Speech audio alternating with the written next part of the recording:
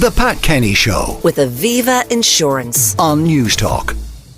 Now, with a private member's bill in the pipeline, there's a growing campaign to ban hare coursing here in spite of the sport following all the safety regulations that have been imposed on it. So, should it be totally banned, or should it be left as it is with the appropriate regulation? To get both sides of the argument, I'm joined by the Minister of State for Further and Higher Education, Niall Collins, and by Aideen Yourell, a Director of the Irish Council Against Blood Sports. You're both very welcome. The polls would suggest that a majority of Irish people, Niall, are against hare coursing, but you're not. Good morning, Pat. No, I'm not against coursing. I'm not against greyhound racing. I wouldn't be against pretty much all of the outdoor pursuits that we have out there. I think it's fair to say that it's very well regulated. There are a number of layers of regulation, and most importantly, the people who are involved in coursing are very dedicated to it. They want to see it succeed. They want to see their coursing meetings run right. They want to see the industry regulated correctly, and they're very engaged in all of that. I think for years, obviously, there has been a campaign to try and ban blood sports. It's no different now. I would fully respect Lynn's view. I would fully respect the views of others, but I would differ with those views. And I think that on balance, the approach which is taken in terms of the oversight and ensuring that animal welfare is at the core of whatever whatever people do who are engaged in the sport. That's of paramount importance to me, and I think that is the case. I know plenty of people. I represent the County Limerick constituency. There's a number of coursing meetings right across my constituency. I've been to them. I know the people who are involved. They're very decent people. They're dedicated to it, and as I say, they want to see it run right. Also, it's an industry. It's a wider industry. The greyhound racing industry, as you know yourself, Pat, is a huge employer. It contributes significantly to our Irish economy, and people are engaged in people who are engaged in greyhound racing are also engaged in coursing. And I would also make the observation, whilst I respect people's view to differ, that some people who are involved in movements to ban various types of sport, we don't seem to know where will this stop. If they succeed in banning coursing, they will then move on to greyhound racing. They will then move on to horse racing. Is fishing on their agenda? Fox hunting is on their agenda. Will it stop at the slaughterhouses and the meat processing plants that put food into our food chain? Okay, a very comprehensive support for hare coursing to continue. Aideen Yourell, what say you? He talks about animal welfare being a priority and having it run right. He's talking about running something that is downright cruel in a proper fashion. That's contradictory. I mean, hares are taken out of the wild. It's stressful for the hares. And terrorising. Taking hares out of the wild in nets, keeping them in compounds, coursing compounds for weeks on end, using them for trials, which they do, which is training, which is trialling a young greyhound, and using them on the day of coursing for 3 days possibly of coursing, running them up the field, using them as live bait in front of greyhounds where they risk injury and death. And it is happening that hares are still being injured. They're being mauled, they're being pinned to the ground and mauled. I have filmed such incidents myself. I've seen it happen. Hares being pinned down and mauled to the ground. Now, he can have all the regulations he likes.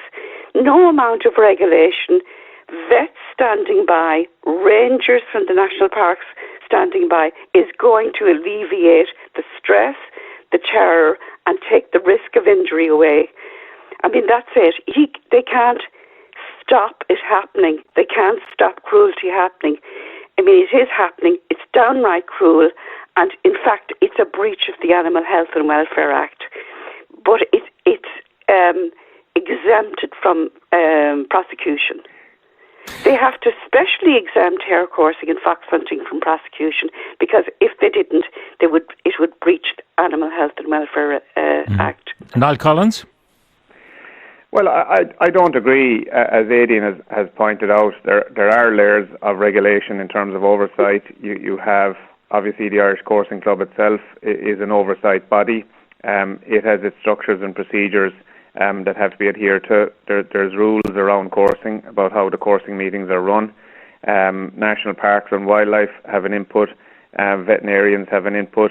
The welfare of both the hares and the greyhounds is of paramount importance. Similarly, in greyhound racing, there's been huge advances in the whole animal welfare standards which operate around greyhound racing. Yeah, but I mean, greyhounds are chasing a mechanical hare. Greyhounds are, by definition, they're sight hounds. They're not scent hounds. So they go after things that move. And that's why the hare, I suppose, is the target in hare coursing, and why the mechanical rabbit or hare is the target in making them run around a racetrack. But here you have one creature who's out there having sport, hunting, and another creature that's absolutely terrified. Yes, of course, it's a sport where there is a chase, and that's been there since time began, Pat.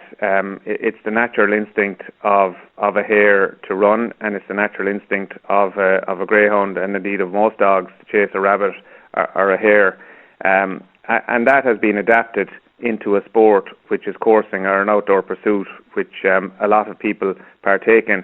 The point that I'm making is, and I think this is a very important message for our listeners, the animal welfare, the whole ethos of animal welfare is very much at the core of everything to do with both coursing and greyhound racing. So I want to go back to Aideen on this. The question of hares are born to run, and greyhounds are born to chase. That's what they are, sight hounds. And it's kind of in the wild, for example, a hare might be chased by a fox, or back in the day it would have been a wolf or whatever. They would make good their escape. And very much like you see in the Serengeti, when the lion chases a young deer of some kind, an antelope or whatever, as soon as the lion heads off, the flock of antelope just chill.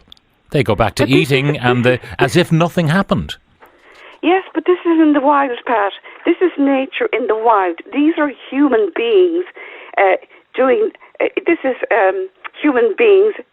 to an animal, exploiting the animal, taking it out of the wild and using it in a perverted way to have sport for themselves and to gamble on the outcome.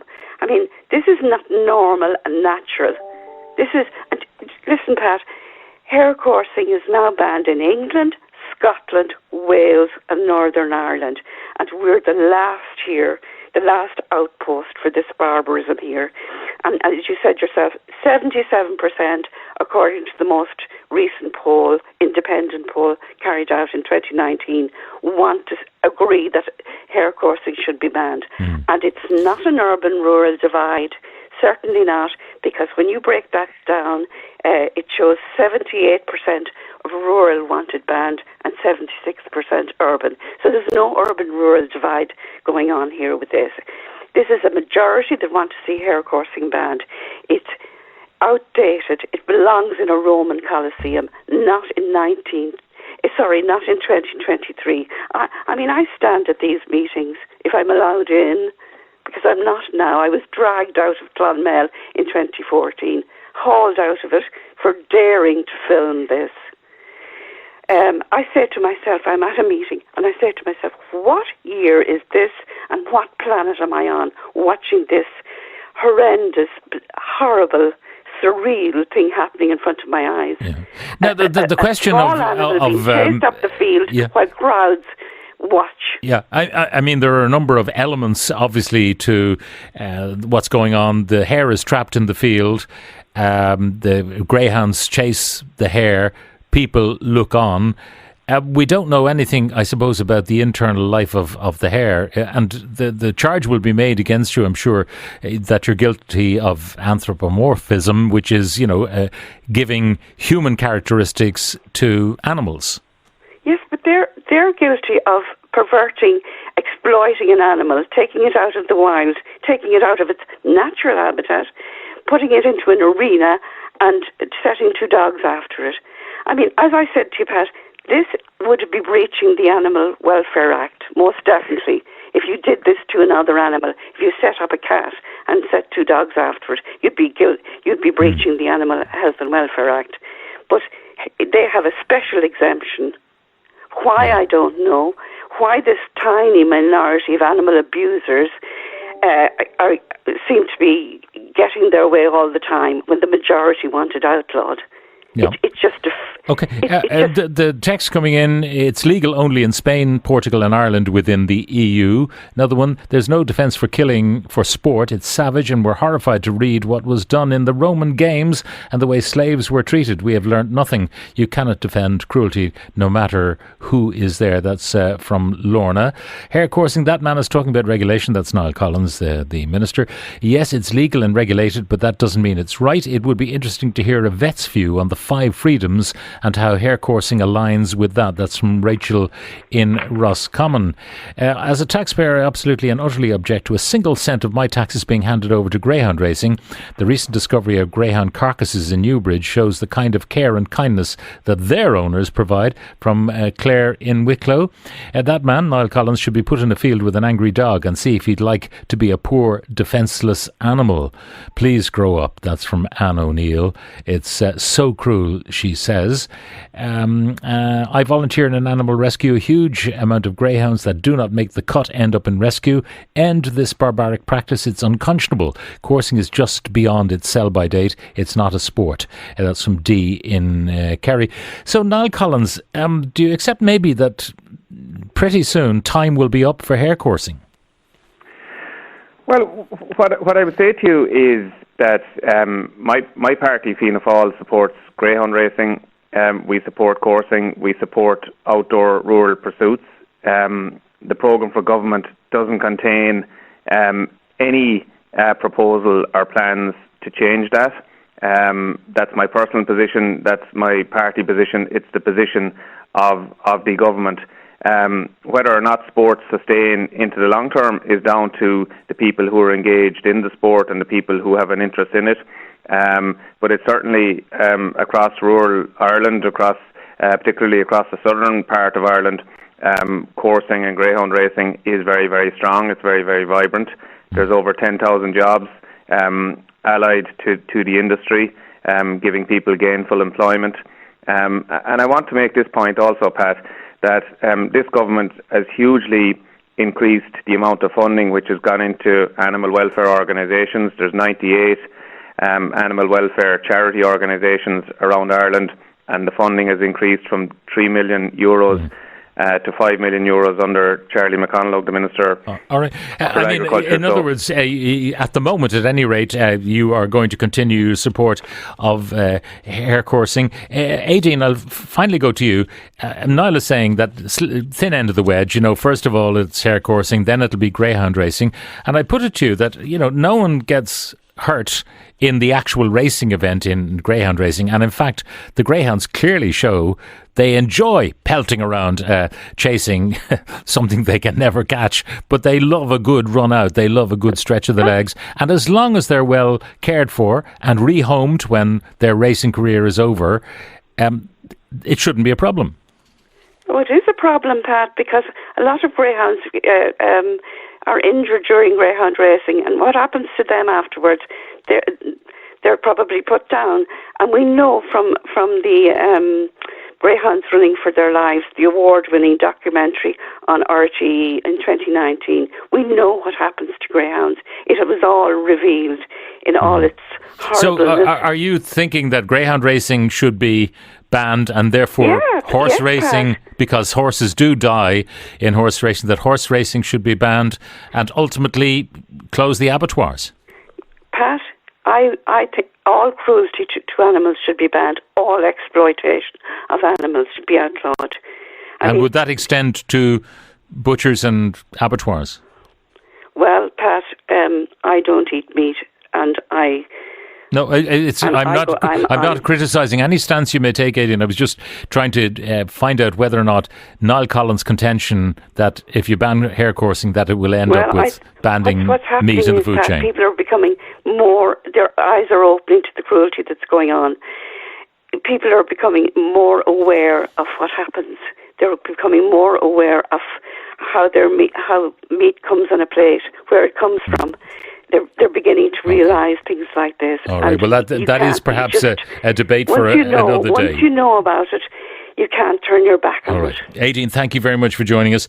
Aideen Yourell, spokesperson for the Irish Council Against Blood Sports, and Niall Collins, Minister of State for Further and Higher Education. The Pat Kenny Show. With Aviva Insurance. Weekdays at 9 a.m. on Newstalk.